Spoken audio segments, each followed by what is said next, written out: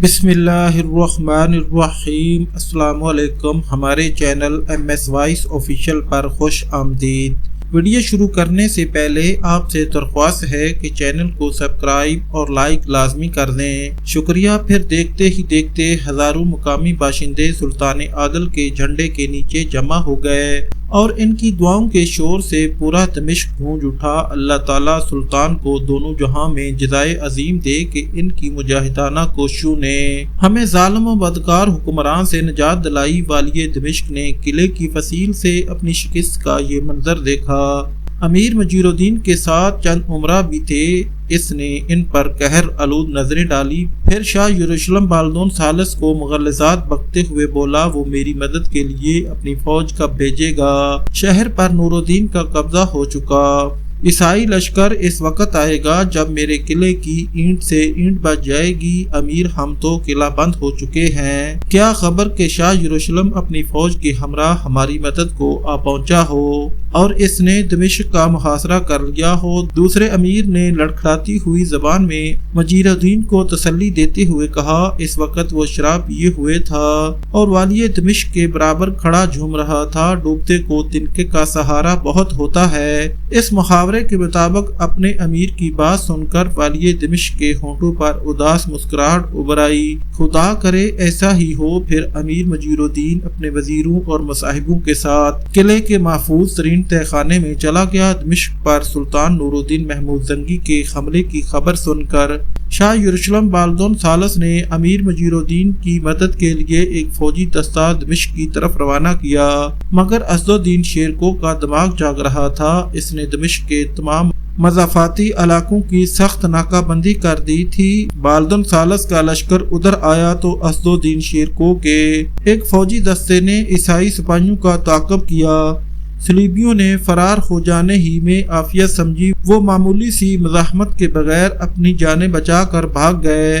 سلطان نور الدین محمود زنگی نے شہر پر قابض ہونے کے بعد پہلے دن ہی امیر مجیر الدین کو پیغام بھیج دیا تھا کہ اگر وہ خود کو سلطانی لشکر کے حوالے کر دے تو اس کی جاں بخشی کی جا سکتی ہے، ورنہ قلعے کی بنیادیں کھود ڈالی جائیں گی اور اسے خفیہ سرنگوں سے کھینچ کر باہر نکال لیا جائے گا۔ امیر مجیر الدین نے 3 دن تک بالدون ثالث کی فوجی کمک کا انتظار کیا اور پھر چوتھے دن قلعے کا دروازہ کھول کر اپنے چند امراء کے ساتھ باہر نکلا۔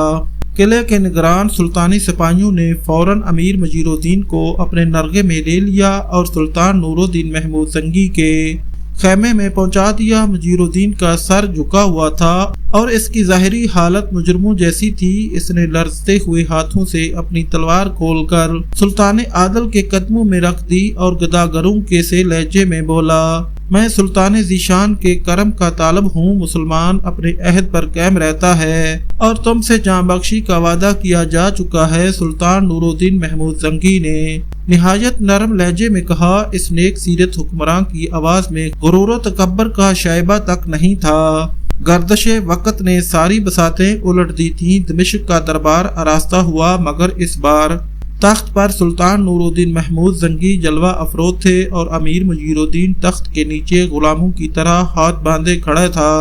حاضرین دربار بڑی بے چینی کے ساتھ اس بات کے منتظر تھے کہ سلطان عادل والی دمشق کی قسمت کا کیا فیصلہ کرتے ہیں۔ سلطان نور الدین محمود زنگی نے امیر مجیر الدین کی طرف ناپسندیدہ نظروں سے دیکھا اور انتہائی پرجلال لہجے میں مخاطب ہوئے، تم نے اپنے آنکھوں سے دیکھا کہ اللہ کی مدد کے بغیر کسی کی تائید کام نہیں آتی۔ تم نے ان لوگوں سے معاہدہ کیا جو اسلام دشمنی میں سر فہرست ہیں اور جن کے بارے میں حق تعالیٰ کا کھلا ہوا حکم نازل ہو چکا کہ یہود و نصارہ اہل ایمان کے دوست ہو ہی نہیں سکتے۔ میں اپنی اس غلطی اور کوتاہی پر نادم ہوں۔ امیر مجیر الدین نے سر جھکاتے ہوئے کہا، اسے غلطی اور کوتاہی کا نام نہیں دیا جا سکتا۔ سلطان نور الدین محمود زنگی کی آواز کچھ اور بلند ہوئی تھی، یہ اسلام کے خلاف کھلی ہوئی بغاوت تھی۔ میں نے تمہیں بار بار موقع دیا کہ اس گناہ عظیم سے تائب ہو جاؤ، مگر تم نے میرے خط اور سفیر کے ساتھ وہ سلوک کیا جو برے سے برا کافر حکمراں بھی روا نہیں رکھے گا۔ سلطان نور الدین محمود زنگی کا بگڑا ہوا لہجہ دیکھ کر امیر مجیر الدین بدحواس ہو گیا۔ سلطان مجھے میری زندگی کی ضمانت دے چکے ہیں والی دمشق کی آواز خوف سے لرز رہی تھی اور اس کے دل میں یہ خدشہ پیدا ہو گیا تھا کہ سلطان نور الدین محمود زنگی اپنے وعدے سے منحرف ہو جائیں گے، اور اس انحراف کا ایک ہی مفہوم ہے کہ اسے قتل کر دیا جائے گا یا پھر اس کی پوری زندگی پسے دیوار زندان گزرے گی۔ میں آج بھی اپنے وعدے پر قائم ہوں اور بفضل تعالی آخری سانس تک قائم رہوں گا، سلطان نور الدین محمود زنگی نے باوقار لہجے میں کہا۔ مگر ابھی انصاف باقی ہے۔ پورے دربار پر سناٹا چھا گیا۔ امیر مجیر الدین کے چہرے پر وحشت برسنے لگی تھی۔ میں تمہارے تمام تر گستاخانہ کلمات معاف کرتا ہوں جو تم نے میرے بارے میں ادا کیے۔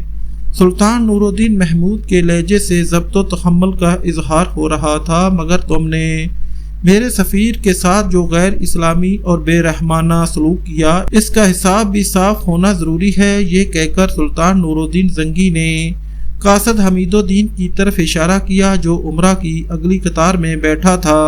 سلطان کا اشارہ پاتے ہی قاصد حمید الدین اپنی جگہ سے اٹھا اور تخت کے قریب آ کر کھڑا ہو گیا۔ حاضرین دربار تصویر حیرت بنے ہوئے دیکھ رہے تھے کہ سلطان عادل کیا فیصلہ صادر کریں گے اور یہ حساب کس طرح برابر ہوگا۔ سلطان نور الدین محمود زنگی نے قاصد حمید الدین سے مخاطب ہوتے ہوئے کہا، اللہ کا قانون انصاف یہ ہے کہ آنکھ کے بدلے آنکھ اور جان کے بدلے جان۔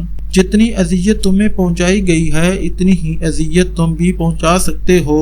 یہ عدل ہے، اور اگر معاف کر دو تو اس کا اجر حق تعالیٰ کے پاس ہے۔ اسے احسان کہتے ہیں، اور احسان کا بدلہ سوائے احسان کے کچھ نہیں ہے۔ ابھی سلطان عادل کے الفاظ کی گونج باقی تھی کہ اہل دربار نے امیر مجیر الدین کی طرف دیکھا۔ اس کے چہرے پر وحشت برسنے لگی تھی۔ سلطان نور الدین زنگی کے فیصلے کا کھلا ہوا مفہوم یہی تھا کہ قاصد حمید الدین امیر مجیر الدین سے اپنا بدلہ لے اور والی دمشق کے چہرے پر اتنا گہرا زخم لگائے جتنا کہ خود اس کے چہرے پر موجود تھا۔ قاصد حمید الدین نے ایک نظر امیر مجیر الدین کی طرف دیکھا اور سلطان نور الدین زنگی سے مخاطب ہو کر عرض کرنے لگے، سلطان عادل، جب آپ نے امیر مجیر الدین کی جاں بخشی کا وعدہ کر لیا تو پھر میں بھی اپنے اوپر کی جانے والی زیادتی کو معاف کرتا ہوں۔ والی دمشق کے لیے یہ سزا کیا کم ہے کہ وہ معاف امیری کی حالت میں سرے دربار کھڑے ہیں اور بار بار آپ سے رحم کی درخواست کر رہے ہیں۔ حمید الدین کے اس جواب سے سلطان نور الدین زنگی بہت خوش ہوئے۔ پھر 3 افراد کو اپنے ہاتھ سے خلعتیں پہنائیں اور ان میں عز الدین شیرکو، یوسف صلاح الدین اور قاصد حمید الدین شامل تھے۔ اس کے بعد امیر مجیر الدین کو خمس کی جاگیر دے کر ہمیشہ کے لیے دمشق سے رخصت کر دیا۔ سلطان نور الدین محمود زنگی یوسف صلاح الدین کی بہادری اور ذہانت سے اس قدر متاثر ہوئے کہ اسے دمشق کا کوتوال مقرر کر کے حلب چلے گئے۔ دمشق پر سلطان نور الدین محمود زنگی کا قبضہ اس دور کا اہم ترین واقعہ تھا۔ اس فتح کے بعد زنگی خاندان کی سلطنت موصل سے حران تک وسیع ہو گئی۔ یروشلم تک آگے بڑھنے کے لیے راستہ صاف ہو گیا۔ سلطان نور الدین محمود زنگی کی اس عظیم الشان کامیابی پر خلیفہ بغداد کو اتنی مسرت ہوئی کہ اس نے سلطان کو الملک العادل کا خطاب دیا اور والی شام کی خدمت میں پرجوش مبارکباد کے ساتھ قیمتی تحائف بھی بھیجے۔ امیر مجیر الدین کی شکست کی خبر سن کر شاہ یروشلم بہت اداس ہو گیا۔ پھر ایک دن اپنے رازدار مشیروں کو خلوت میں طلب کر کے کہنے لگا، یسوع مسیح ہم پر رحم کرے۔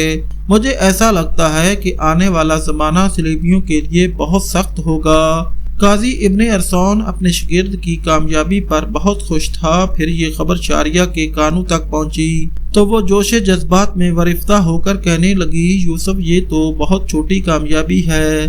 اللہ ہی جانتا ہے کہ میری گناہگار آنکھیں کیسے کیسے منظر دیکھ رہی ہیں۔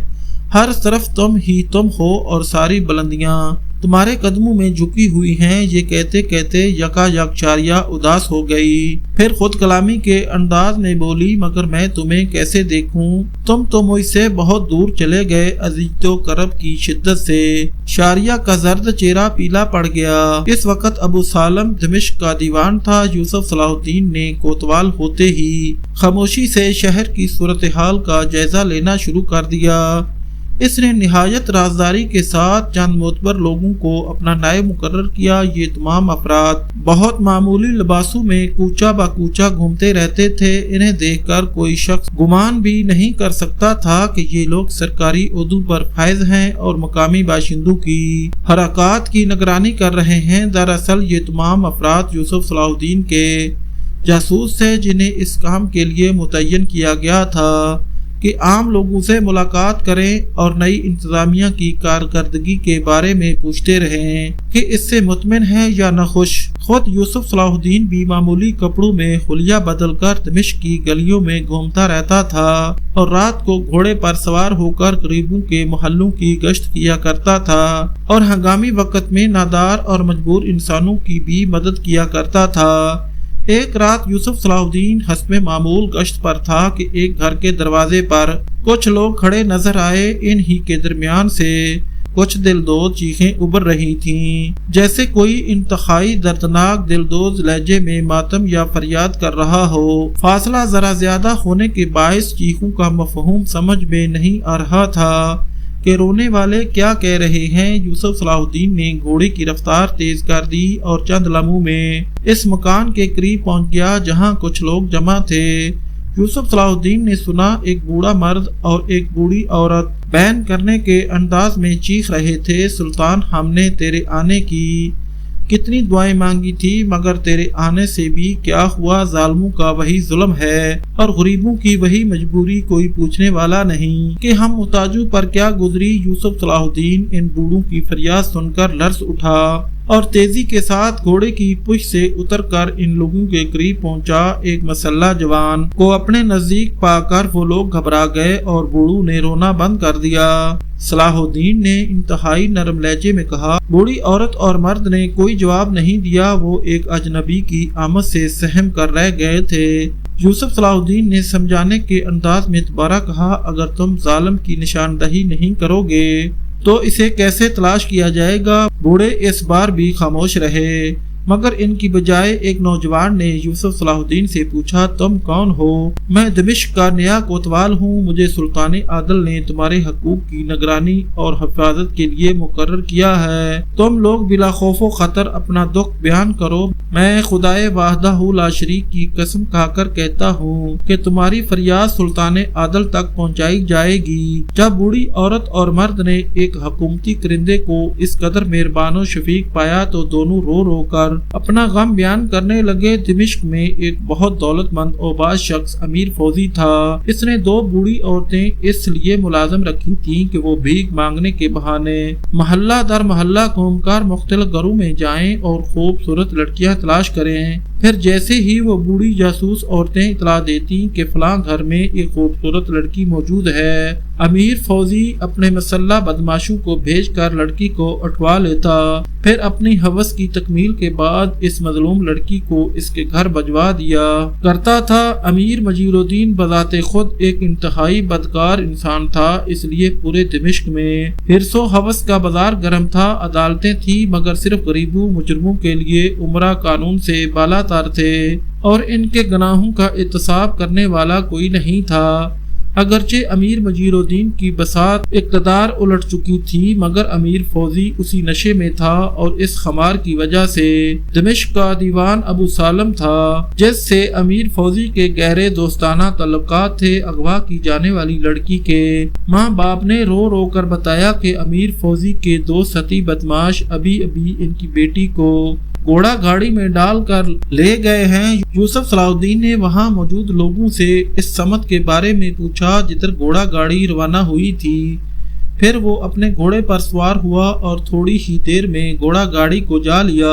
ایک شخص پیدل محافظ کے طور پر گاڑی کے ساتھ چل رہا تھا۔ یوسف صلاح الدین نے اسے سنبھلنے کا موقع نہیں دیا، اپنی شمشیر بے نیام کی اور امیر فوزی کے بدماش پر عقب سے وار کیا۔ یوسف صلاح الدین کا وار اس قدر بھرپور تھا کہ بدماش کا دایاں ہاتھ کٹ کر زمین پر گر پڑا۔ زخمی کی ایک تیز چیخ فضا میں گونجی اور وہ الٹ کر زمین بوس ہو گیا۔ گاڑی بان جو غیر مسلح تھا بدحواس ہو گیا اور اس نے گاڑی روک لی۔ ایک مسلح آدمی جو لڑکی کے ساتھ گاڑی کے اندر موجود تھا تلوار لے کر نیچے کو اترا مگر مگر یوسف صلاح الدین کے گھوڑے کی ٹاپو نے اسے رون ڈالا۔ کوچوان خوف سے تھر تھر کانپ رہا تھا۔ اس نے یوسف صلاح الدین کے پیروں پر سر رکھ دیا اور زاروں قطار رونے لگا۔ اس میں میرا کوئی قصور نہیں ہے، میں تو امیر فوزی کا غلام ہوں، آقا کے حکم پر عمل کرتا ہوں۔ یوسف صلاح الدین نے کوچوان کو معاف کر دیا۔ ناظرین، آج کی ویڈیو یہاں ختم کی جاتی ہے۔ انشاءاللہ جلد ہی اگلی قسط پیش کی جائے گی۔ ویڈیو اچھی لگے تو ہمارے چینل کو سبسکرائب اور لائک لازمی کریں اور ہماری حوصلہ افزائی کے لیے کمنٹ ضرور کیا کریں۔ شکریہ۔